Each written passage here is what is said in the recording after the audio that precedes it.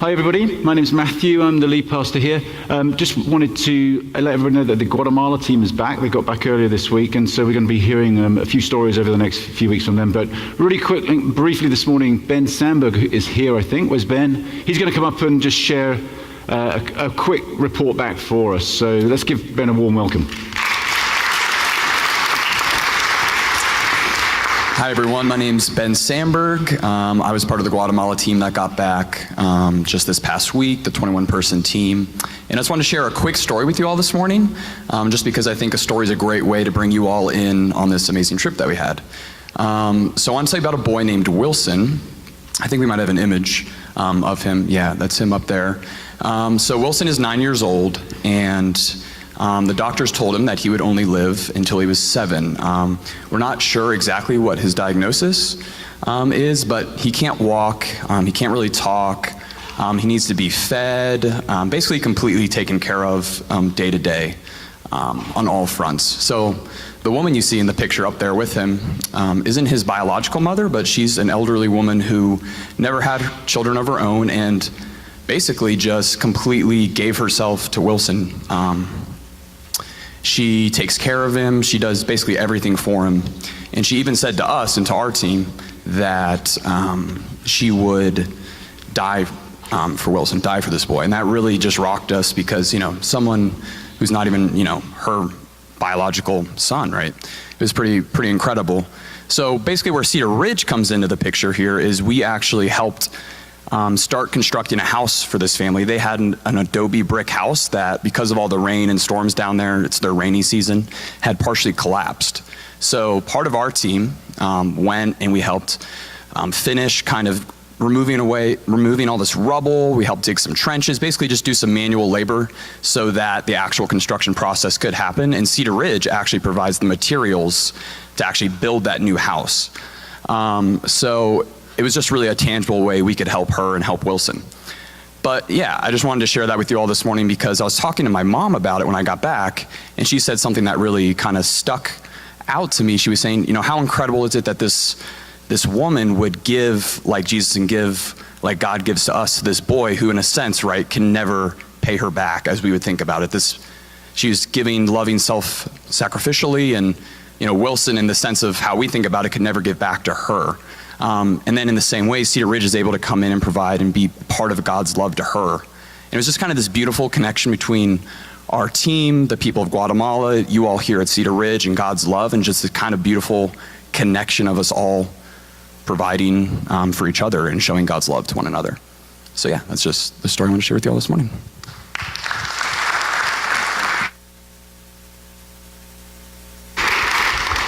Thanks, Ben. That was great. So we'll be hearing a little bit more from the team over the next few weeks, you know, some other stories as well. So we're in a series at the moment called It's Not About Me. It's a series where we're looking at living life the way Jesus taught and the way Jesus lived, which was this outward, generous, giving life rather than a self-centered, selfish life. And I think we all kind of relate to the fact that that's a struggle, right? I think we all want to live a selfless life. We all want to live generously. We all want to live that kind of life that Jesus talked about. Something very attractive about it, actually, but it's also very hard. It's not necessarily very complicated, but it's a hard thing to put into practice because we have so many needs. And we started off a couple of weeks ago looking at ourselves, recognizing that we need to love ourselves and accept ourselves. And see ourselves in much more positive light. You know, I had some great feedback after that week. Everybody loved that week when we were talking about loving ourselves. And then last week we were talking about self-pity, you know, sort of moving into, okay, how can we move from self-pity to a more servant-hearted approach to life? Didn't get quite so much feedback about that week, but this week we're going to be talking about moving from criticism to encouragement. So let's see how that goes, because you know, you're kind of caught out here because you may not want to give good feedback, but it's about encouragement, right? So I want lots of it afterwards. Anyway, I'm only kidding you. But that's what we're going to talk about today, though. So moving from criticism to encouragement as a lifestyle. I think we live in an incredibly critical culture, right? We're surrounded by criticism. I would imagine everybody in the room here has felt criticized at least once in the last week, right? And I mean, there's sort of several factors to that. I think we live in a very public life now. You know, we're all in a fishbowl in a way. I mean, some of that is, you know, technology and social media, but you know, we're just out there, and we're out there to be criticized. You know, and sort of in a way, I think the whole sort of celebrity culture and public life of culture leads people to be more critical. You know, so there's sort of people. Yeah, it's kind of interesting. People put themselves out there and then they get a bit upset when they're criticized. I mean, it's kind of like, well, that's what comes with the territory. And yet I think we then learn the habits of being critical. So we start making comments about people who walk past us in the street or who we see sat across from us in a restaurant. You know, we perhaps have those mental comments. You know, criticism has become part of our culture. Well, you know, we have I think a very personal critical approach as well. You know, we talked about that in the first week, how many of us have grown up with a lot of self-criticism. Perhaps we got some of that from our family situation. We feel we need to be managed that way, right? We need to keep ourselves on our toes. We need to keep ourselves behaving properly. We need to keep ourselves performing properly. So self-criticism helps in that sense. But then, of course, you know, that's the way we manage ourselves. That's the way we try to manage everybody else. So we become critical out of that. That critical element flows out of us because it's oriented in self. And then, of course, you know, we live in I mean, the world has gone crazy, right? I mean, maybe it hasn't gone crazy. Maybe it's always been crazy. But just think of the political climate, the social climate.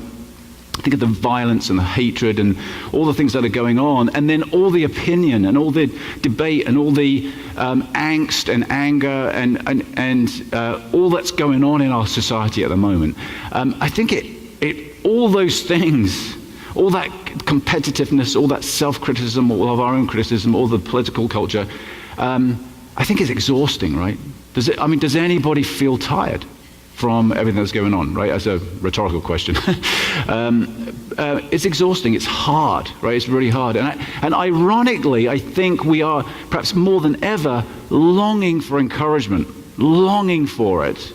And yet, and in so much need of it, and yet that lack of it, ironically, kind of makes us more critical. Our exhaustion, our discouragement, rather than causing us to be more encouraging, causes us to be more critical. I mean, I saw a great example of this of what I'm talking about here this week. I was sat in Starbucks waiting for somebody to come to a meeting, which is very unusual because I'm usually the late one, but I was there a little bit early, just sat doing some work, and these two people walked in. I'm not going to talk about age or gender or anything like that, right? But two people walked in, and they kind of had a sort of somewhat sour look on their faces. And one of them sort of stood in the door and went, "Stinks of coffee in here." You know, and I'm like, it's freaking Starbucks. I mean, come on, you know, what do you expect? But that was their critique. You know, I don't want to walk into Starbucks and smell coffee. It's sort of like, well, you know, but now what I was thinking was, what's the story behind that, right? You know, what's the story? What's the backstory? We'll get into some of these issues in a second, but that causes that person to feel that bitter and that critical. They're not a happy person, right? And it was almost like that. You know, everything that's going on at the moment, culturally and in their lives, is just weighing down on them. And perhaps the only outlet is to say, "It stinks of coffee in here," right? So we've got to somehow. I think we can probably all relate to that, right? We've all said things and thought things, perhaps more than we've said, that are pretty critical, pretty mean, you know, about other people, about situations, and you know. But it's because we're just so weighed down. So we've got to kind of break this cycle. Now, last week we looked at a scripture. Maybe we can just put that one up there from Matthew 7. This is Jesus talking. So in everything, do to others what you would have them do to you. For this sums up the law and the prophets. So this is another one of those sort of summing up statements of Jesus, saying, okay, if you want to, here's spirituality in a nutshell. Do to others what you want them to do to you. The golden rule, right? And so how can we break this cycle? How can we break this sort of paradox that we're so worn out and so weighed down and so discouraged, and encouragement isn't coming our way? We're so hungry for it. How can we become more encouraging in order that we would receive what we're giving. Like, how can we be the change that we want to see in the world? Okay, so we're going to just take a look at another story of Jesus from Matthew 7 in a second and just explore that a little bit. Let me say though, first of all, like I don't think there's anything necessarily inherently wrong with being critical, right? Criticism itself isn't necessarily wrong. I mean, let's face it, Jesus was a great critic of society and a great critic of religion and a great critic of people, but he was incredibly loving. And that seems to be what's behind all this. That is it possible to be critical and loving? In fact, is it possible to have a critical outlook in love and actually that lead to encouragement? We're going to explore that a little bit. Most of us probably fall into sort of half empty or half full personalities, right? Some of us, the glass is half full. For some of us, the glasses are half empty. I think for half empty people, there's nothing inherently wrong with that, right? We probably tend to be more critical. And there's something really productive about that. We can be change agents in society. We can see what needs to happen. We have some critical awareness of how things could be different. But there's a potential downside to that in that we could be inadvertently discouraging people. So we have to bear that in mind, right? To every strength, there's a weakness. If we're half full people, we're probably very encouraging or positive, optimistic type people, and that's really cool. There's nothing wrong with that whatsoever, but we might also be oblivious to what needs to change. We might be somewhat naive. We might even be perhaps in denial about what needs to change. Okay, so to every strength there's a weakness. So this is not about necessarily criticism itself. The issue seems to be judgment, right? When criticism is loaded with judgment. And we're going to explore that through this story, which we're going to look at now. It's kind of a story, some of Jesus' words from a little earlier in chapter 7 in Matthew. This is towards the end of this great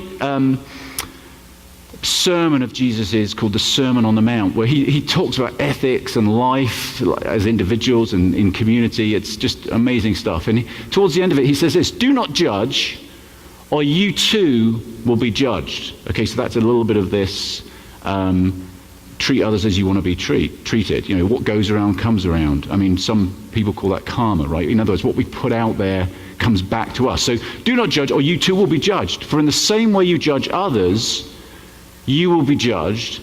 And with the measure you use, it will be measured to you. Okay, so let's just think about this. I don't think Jesus is saying here, be careful you don't judge, because otherwise God's going to get you back and judge you. I mean, that doesn't seem to be what he's saying. He's talking about a principle here. It's like, hey, look, the way you treat others is the way they'll treat you. If you're judgmental as a habit, judgment is going to come back on you. I mean, we've talked about that already. Like, as we are critical, as we have a critical perspective on life, that criticism kind of comes back on us in terms of self-criticism or the criticism of others. It's like we reap what we sow. Okay, so these are universal principles, I think, that Jesus is tapping into here. Why do you look, so he goes on to tell this sort of mini story, it's a mini parable. Why do you look at the speck of sawdust in your brother's eye and pay no attention to the plank in your own eye? Moving on. How can you say to your brother, let me take the speck out of your eye, when all the time there is a plank in your own eye? You hypocrite. First take the plank out of your own eye, and then you will see clearly to remove the speck from your brother's eye. So there's this beautiful little story, very succinctly put. It's sort of it's a brilliant literary crafted story to show us a deeper reality. There's something kind of cute about it as well, because I think of, when I read this story, I think of Jesus the carpenter. He was a carpenter's son, and he's talking about planks and sawdust in your eye and that kind of thing. And I imagine Jesus pretty often had sawdust in his eye, and maybe had to have some people take sawdust out of his eye. I don't know, I'm imagining, but I'm sure that's what happens when you're a carpenter. So he's sort of using an analogy here that was probably very close to home. But essentially here Jesus is saying three things, right? Jesus is saying people have specks in their eyes. In other words, people have problems, right? So Jesus isn't saying there aren't problems out there, or that people are perfect. Jesus is saying people have problems, people have specks in their eye. But Jesus is also saying we don't really see clearly, right? So we might think we perceive accurately, but we don't see clearly. That's what we're going to unpack a little bit. And then Jesus says it's possible to take the speck out of somebody else's eye. Right? Interesting, this this passage is often, I think, misapplied to mean, oh, don't judge anybody. That means just no engagement. Let's, just walk away. It's none of your business. Now, frequently, when we're critical or when we're judging people, I think is absolutely none of our business, right? And we've got to, perhaps step one is just working out what's our business and what isn't. But in context of relationship, when we have some kind of engagement, this isn't a cause to just ignore everything or pretend that everybody's perfect. There is actually an engagement that happens at the end of the story where Jesus says, once the plank is dealt with, you can actually remove the speck from somebody else's eye. So there is some engagement there. So we're going to sort of explore that a little bit. So let's just think about this perception issue, though. So Jesus he's using an analogy. He's using the plank, this big beam, sometimes it's translated as, of wood in our eye. And it's a sort of a comedic comparison. There's a speck in somebody else's eye. There's a big plank in our eye. I mean, how can we possibly see accurately? I think Jesus is addressing this issue of perspective, right? It may be actually that we only really have a speck in our own eye, like the other person, but when it's in our eye, everything's distorted, right? Because of perspective. So it seems really big. We may not be aware of it, but it's totally distorting our vision. So I think in one sense, the plank represents our distorted perspective, that we don't know the whole story. Right? We think we see a speck, we think we know what the problem is, and we have a critical reaction to it, or we may feel we want to say something, but we become judgmental because actually we don't know the whole situation. We may be seeing that situation either totally wrongly, and actually we're very inaccurate, or we've got no compassion because we don't understand the backstory. I don't know whether you've read the book Blink by Malcolm Gladwell, a great book. It's somewhat controversial. Some of his science is a little bit controversial, but he's looking at this issue of what he terms adaptive unconscious, and it's our ability as human beings to make our minds up really quickly about all sorts of things, for good and for bad. And it's probably from an evolutionary point of view, it's been really helpful to us because we weigh up a situation and we don't have time to think through all the options. We just have to make some quick decisions, and that's sort of how perhaps related to intuition. And his point is that actually you can make some really good decisions that way if you don't overthink it. Some people challenge that. Okay, so I'm not necessarily advocating for that. But really, I think a really interesting thing he talks about is the way we stereotype, right? We perhaps unconsciously weigh things up and draw conclusions from situations, from something somebody says, the way somebody looks, how they smell, other people that we've encountered, people who they remind us of. I mean, have you ever met somebody who reminds you of somebody you didn't like? And it's hard, it's an immediate barrier, right? I mean, it's irrational, it doesn't make sense, but we apply all these emotions and all this perspective to that situation. So I think what Jesus is saying here is, be careful, you don't even know what you're seeing necessarily. You may be seeing in a very distorted way. You don't know the backdrop, you don't know the story there, you don't know what that person's been through. Even if you are seeing accurately a certain behavior, where's that behavior coming from, right? So that's one thing, so we've got to be careful of. Second thing, and I guess these are three different ways we could describe the plank, or the plank symbolizes perhaps three different things. I'm sure there's more, but these are just three for us this morning. The other one is this, that the plank perhaps represents our own brokenness, right? Jesus is saying, you're looking at this brokenness in somebody else, you're looking at a problem in somebody else, but we all have problems.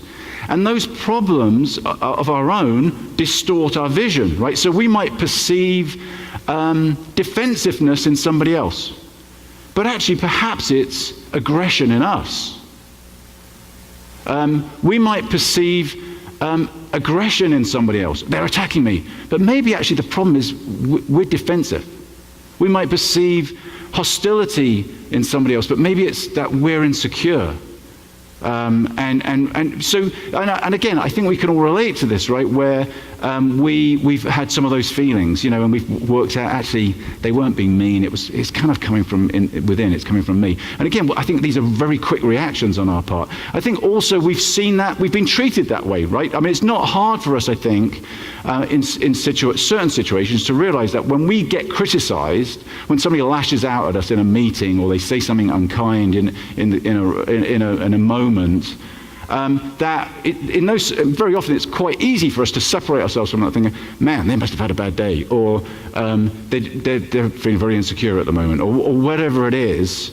But then there's other times, I think, where we internalize criticism that has come from a really bad source, and it kind of really upsets us and can derail us. I remember a particular situation in my own life where somebody who I knew well and who I really valued their opinion, I still do, they're still a good friend.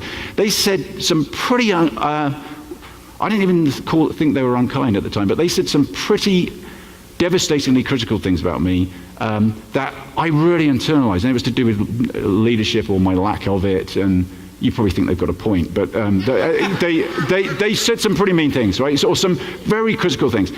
I mean, I almost changed the trajectory of my life based on trying to process that criticism. And when I talked to that person a couple of years later, because I didn't see them that much for a period of time, they said, oh yeah, I remember. Yeah, I was just going through a really bad time. I was just in a really bad place. And I'm like, I nearly changed my whole life based on this feedback. And it was fun, but and I think actually there was some helpful content in the criticism. Nearly always is, right? Even criticism that feels like, well, that's way off target. There's usually an element of it that you can help. Just think about it. We can be reacting to things and saying things and responding to things that can derail people just because it's our issue and we think they've got a speck in their eye. But there's this great plank of our own dysfunction and our own problems. And Jesus is saying, I think, be careful about that. Don't judge, because you've got issues as well, right?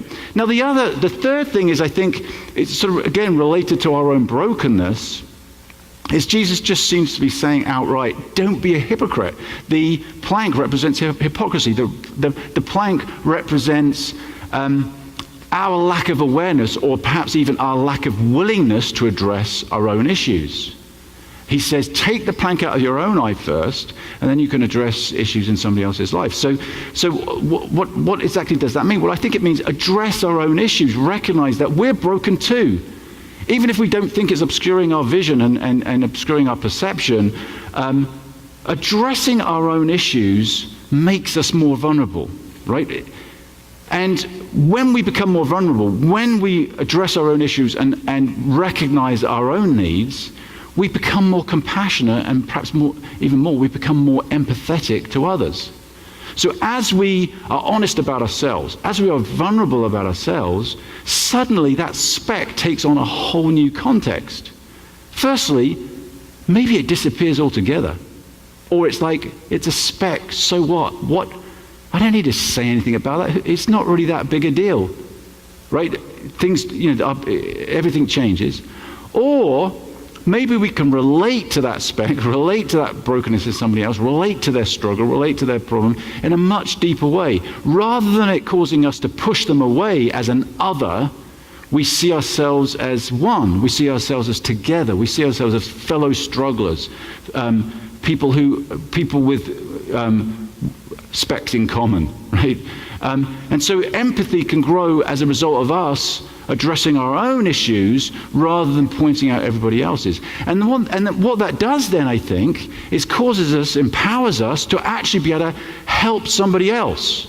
And if you think about it like this, because as I was saying, that story is leading to an engagement where somebody removes the speck from somebody else's eye. And Jesus is saying, well, there's a whole load of work that needs to go on before you actually get to do that. I think Jesus would say it's removing judgment from the equation to leave compassion and empathy. So as we think about the story and removing the speck from somebody else's eye, I think we've got to think about how does that happen? Well, if I have something in my eye, literally right now, I don't want somebody coming, let me get that for you. You don't want that, right? It's like, whoa, that's my eye. Well, aren't we even more like that with our lives, with pain in our lives? We don't want some invulnerable, know-it-all, judgmental person telling us how we should do better, right? We want to do that to other people. We don't want to be on the receiving end of that. So we need empathy. We need compassion. And in the context of compassion and empathy, in the context of relationship, in the context of love, we can share at a level where we can be heard more. Where, and again, think about it this way. When has somebody been able to, a friend or somebody close to you, been able to share something, some criticism with you, or some pushback, or an observation, when you know it's in love and they love you? It's still hard, right? But there's something actually encouraging about it. It helps. Now, let's just look at a few scriptures from that sort of illustrates some of what we're talking about here from the early church, because the first followers of Jesus, Jesus is obviously talking to a crowd of people who are beginning to try and work out what does this Jesus thing mean. But then in the first century, people are having to really work it out for themselves, like, what does it mean to be in community? And there's this ideal, right? There's this wonderful ideal that we read about in Acts in chapter 2 and chapter 4, where it says they had all things in common and they were together as one, and that's beautiful. But then also we read Paul's letters writing to churches where they're fighting with each other and criticizing each other and beating one another up, and there's people brushing one another aside, and it's a bit more realistic. So it's a bit more like us, right? So Paul, in many of his letters and other writers of these letters in the Christian scriptures, are constantly imploring the followers to love one another, to encourage one another, to look after one another. So let's just look at a few of these scriptures that I think illustrate this point. First one is from Thessalonians. Therefore, encourage one another and build each other up, just as in fact you are doing. Now, this context is a church that is really super stressed out. This is probably one of the first Christian writings. First Thessalonians, it's a tricky one to say, is probably the earliest letter of Paul's, and it was written before the Gospels, maybe 20 or 30 years after Jesus. So this is a very early church. The church here was, this letter was written soon after it was formed. So, and they're really struggling. They're struggling with the world coming to an end. When is the world going to end? They were all expecting the world to end, and they're all stressed out. And he's in this context of stress and trauma, he's saying, encourage one another, build one another up. So I think we can take a leap from that. Like when we look at other people, rather than thinking, how do we critique, how do we deconstruct, let's think about building up and encouraging, and doing so because we're all in this together as people with problems, right? As people with weakness, as people who have specks in our eyes. So there's a sort of corporate weakness, if you like, a mutual weakness that can empower us as we sort of do that process that Jesus talked about and are aware of our own issues. It empowers us to love one another and encourage one another. Here's another scripture. This is also from Paul in Romans. We who are strong ought to bear with the failings of the weak and not to please ourselves. Each of us should please our neighbors for their good, to build them up. Okay, so there's a theme here of building up. But this is coming more from the perspective of strength. Okay, if we go through that process that Jesus talked about, we're actually going to grow and be stronger as people as we address our own issues and as we become more self-aware, as we work at our own dysfunction, we're going to grow. And one of the benefits of growing is that we're more able to help other people, right? Not in a patronizing way, but we're less freaked out by other people's criticism. We're less freaked out by other people's wackiness, right? We're just less stressed out in general, and we're able, out of that place of strength, to really love and support and encourage. Part of the reason that we're not doing that is because we're so stressed out ourselves, right? As we were talking about at the beginning. Let's look at another one in James. This is two sections in chapter 3. Likewise, the tongue is a small part of the body. So James here, the brother of Jesus, is talking about speech and how powerful speech is. The tongue is a small part of the body, but it makes great boasts. Consider what a great forest is set on fire by a small spark.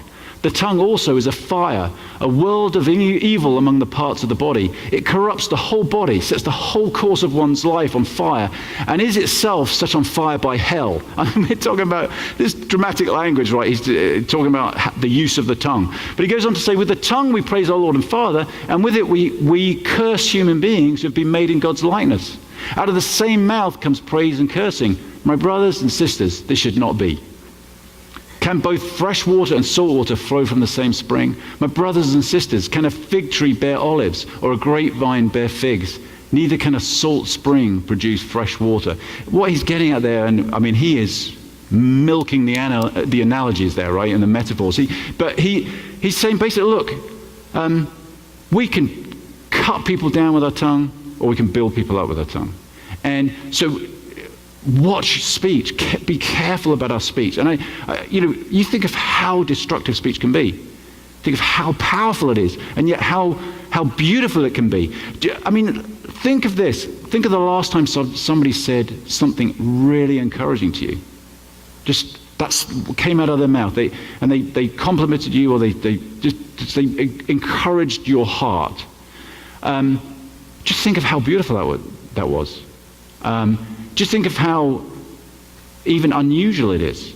Just think of how all the reactions we go through, like, do you mean that, really? Or what are you after? Or, all the reasons we sort of go through in our mind to think that we sort of deflect it because we're just so not used to it.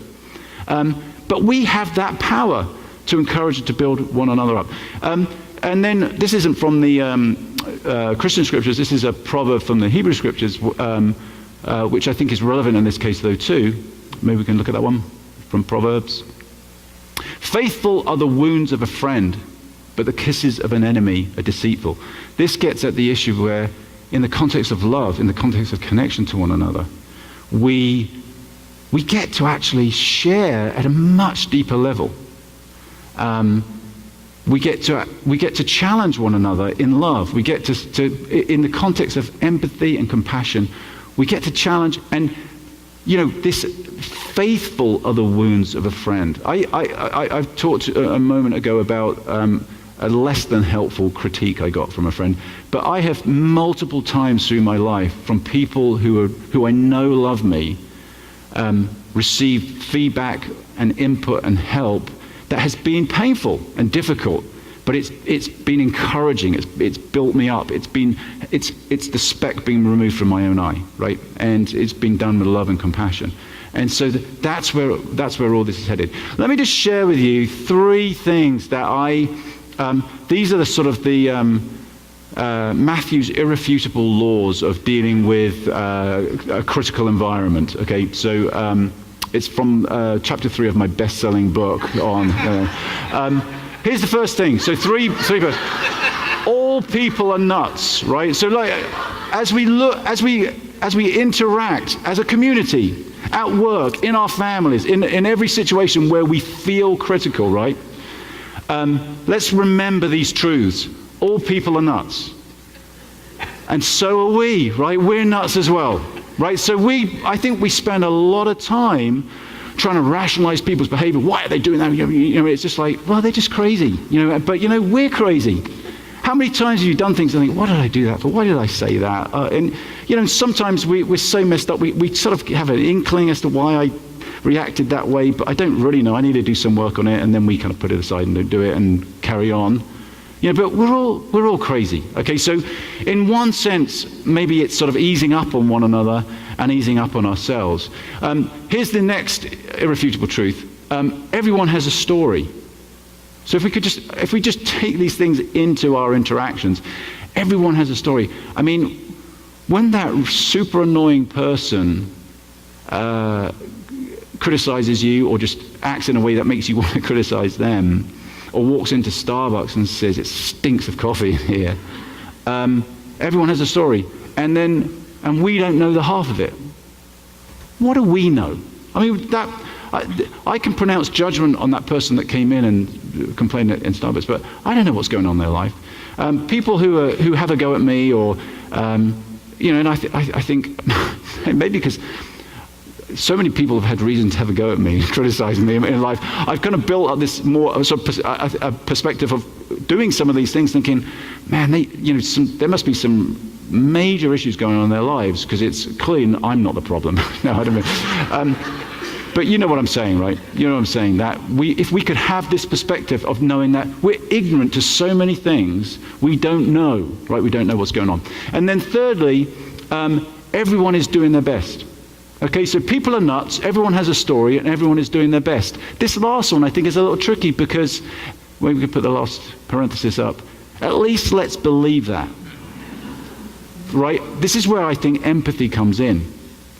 Because once we believe the opposite, this is a stretch, right? Because once we believe the opposite, it all unravels. If we don't think people are doing their best, then we slip into judgment, right? So somehow we have to believe that people are doing their best, and that I think is super challenging, super challenging. Let me just I'm going to make a really quick application of this right now for us as a community. So this will sound really kind of a bit bizarre, but let me think of sometimes the things we do as a community together, right? So some of this is individual, right? As we grow closer to one another, we're going to see more specks. We're saying we want deeper relationship, right? Part of what Jesus calls us to is to reach out more. You know, as we've been looking at our future and going through strategic planning process, we're talking about closer relationships and reaching out more. Well, that's all about relationship, and it means we're going to see more specks as we get closer. We're going to have more reason to criticize. So these things are really important at an individual level. I think they're also appropriate at a corporate level for us as a community. So for instance, I'm going to give you an example of this. I have to make a financial announcement today, right? Because we're coming towards the end of our financial year, and everybody's going, oh, how did he manage to weave that one in? But when I think about it, I've got to make the financial announcement. How do I do it? Because I know that when we talk about money here, it's kind of prickly and difficult and awkward, and it might be interpreted as we're after money, or we don't think you're giving enough. You know, the leadership here don't think you're giving enough, and it can be perceived as beating up, right? But the reason we're talking about it is because we really believe in our vision. We really believe that all of us believe in our vision, and we have certain needs, right? And so it's a different story. We talked about the backstory for a moment. It's not a story of criticism or beating people up. It's a story of hope and transformation. It's a story of the fact that we don't want to push the plate around, do some of those things that happen in churches. And I think we all love coming to a church where that doesn't happen. But at some point we have to talk about it and say we need to resource this vision of ours, this vision for hope and transformation. So we have to do these periodic reminders, and we want to get better at that. And we had a meeting, our leadership meeting yesterday all day, and we were talking about needing to get better at communication in general, and including around finances. But I just want to say to you that we're not trying to beat anybody up, but what we are saying is we have this amazing vision together. It needs resourcing. It's all of us together contributing. Some of us are giving maxed out and should not be hearing a guilt message. Some of us could give more and should not be hearing a guilt message, but simply, you get to do this, right? It's not about guilt, it's not about pressure, it's not about all those things. It's an invitation to participate. And maybe we can look at it that way. So I just want to encourage you, we have 2 more Sundays, today and next week, in our financial year. You probably saw an email I sent out this week. We have some deficit to make up. So just if you could remind yourselves to give generously, especially over these next 2 weeks, that would be great. And that was, I think, brilliantly done, woven into the message. Did you? Come on. So thank you for the encouragement. I guess I kind of, drew it out of you. Here's the other thing I wanted to, so another application to make, and it's at this, we talked earlier, and we'll move into communion with this, have a time of communion. So if you guys want, the musicians want to come back up, but we're living in really hard times, right? Tragic times.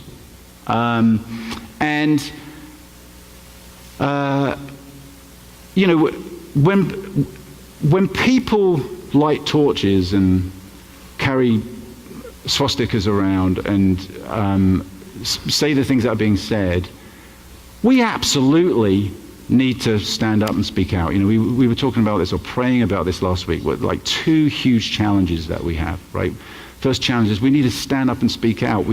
That's what Jesus would do. That's what the prophets in Hebrew times would do. We absolutely need to courageously stand with those who are being hated, stand with those who are being oppressed. At the same time, we have to find a way of love, a way forward, right? And this is where this whole empathy comes in. You know, was it Martin Luther King said, you know, you can't drive out darkness with darkness. Only light can do that. You can't drive out hate with hate. Only love can do that, right? So we have to find the way of light. We have to find the way of love. Our country is so polarized, it's so divided, that it's going to take an incredible and a miraculous amount of love and pain and self-sacrifice along the lines of people like Martin Luther King, along the lines of Jesus, to bring about the kind of reconciliation that's needed. And so I think this is, all of this is so applicable at a very personal level, but I think also at a corporate level. How can we build bridges? How can we hear stories? How can we empathize, even with our enemies, in order that a different story can be written, a different way forward can be found, a way that overcomes hate, rather than just trapping hate out there, where it's just going to fester and grow and become even darker and more destructive. And hate into which people, for their own benefit, will tap, right? And manipulate, and there's plenty of that to go round. So how can we find this way forward? And I think that the key is in courageously looking at our own lives. I mean, how many of us, for instance, let me just ask this question, and I don't put your hand up, I'm putting my hand up to confess this. How many of us have had a political conversation in the last year, let's say, in which you are terrible, right? You're terrible. In which we have lost it, or we've said things that weren't helpful, right? Even if we think they were right, we've kind of lost the argument. We realize, that wasn't the point, right? Because we're not operating out of a place of love and compassion and empathy. And that doesn't mean justifying or agreeing with or condoning what we see and what we disagree with. But we have to find a way with one another where there's disagreement, to listen to one another's story and hear one another's story, and to at a much larger scale seek reconciliation and seek another way forward. And even talking about these things is tricky because there's so much at stake. But one thing that has struck me over the last few years actually is how, even in our own community, I think as we've opened more dialogue with people of color, and as we've looked at issues of racial reconciliation, even in the small ways that we have done, I've heard, and I felt this myself, I've heard many white people say, it's exhausting, it's such hard work. And I think what's happened is we've simply tapped into the story of the African American community in our culture and in our church. And the African American community live with that all the time. Racism is not a new thing, right? It's something that is in our face now, perhaps more than ever. But there are people in our community that have had to walk with this for years, for centuries, and we get to share that burden. We get to engage with that story. We get to participate in that story. But we can only do that if we're really willing to listen, if we're really willing to empathize. And this is I think what Jesus is talking about here cuts right to the heart of the human condition. It's huge.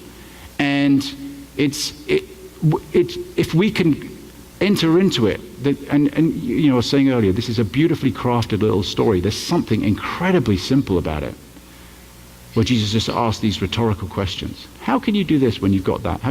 If we could enter into the mystery of this, enter into the depth of it, something really beautiful could come out of it, I think. And that is so much needed by our community. And as we have communion, we have this example, right, of sacrifice. We have this example, the ultimate story of empathy, where rather than returning hatred for hatred, rather than returning darkness for darkness, Jesus only returned love, even to the point of death.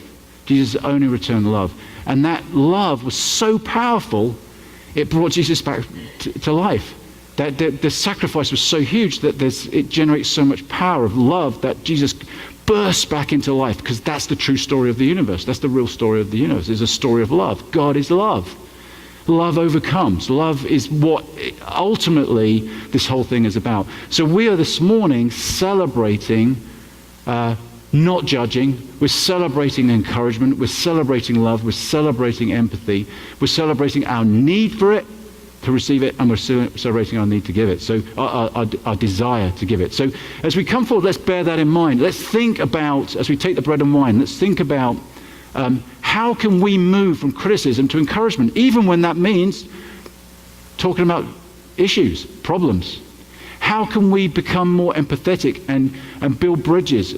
How can we be participants in reconciliation? And we have discussion questions for this week again, which kind of get into some of those issues and ask some questions that I hope you can think a little bit more about and discuss in groups. You can get those outside on the table. They're also online. So let's just close our eyes and pray, and then everybody's welcome to come up and take the bread and wine. We also have places at the side here. You can give generously.